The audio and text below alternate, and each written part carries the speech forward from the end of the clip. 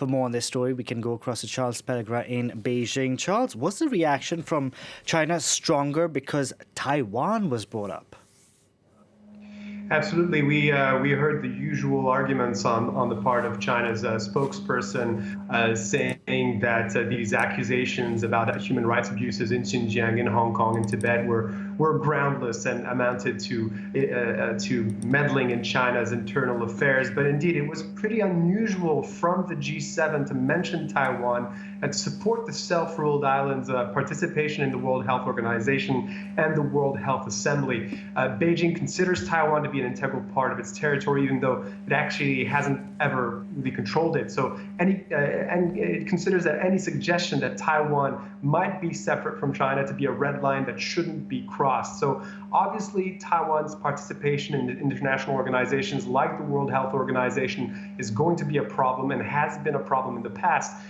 Taipei used to have the observer status within the World Health Assembly before, but when the current Tsai Ing-wen government came to power in Taipei, Beijing managed to pressure the WHO into stripping Taiwan of this status in 2017. So this episode showed the way that China had, the sway that China had back then, but it will be interesting to see if when faced with a united front on the part of the G7, they'll be able to block the WHO from giving Taiwan its observer status once again.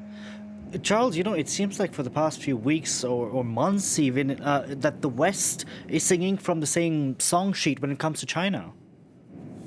That's right. Increasingly, we're seeing some sort of a united front between these countries. But there was a moment, it seemed like there would be differences within the ranks of the G7, especially when the European Union agreed on an investment pact with Beijing at the end of last year. But increasingly, with regards to China, it seems like all these countries are now again on the same page, roughly. And actually, following the sanctions announced by the EU on Chinese officials over these human rights abuses in Xinjiang and following the counter-sanctions imposed by China on the EU personalities and institutions, the future of that particular investment pact seems now to be compromised. So this leads to a situation where China appears isolated. We've seen it as well with the US Secretary of State making his first official visits to South Korea and Japan, but also a meeting with India and Australia.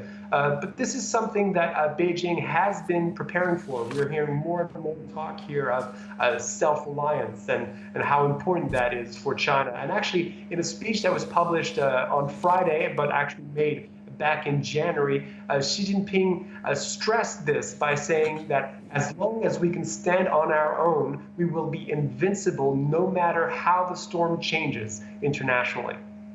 Charles, thank you very much for that update. Charles Pellegrin reporting there for us.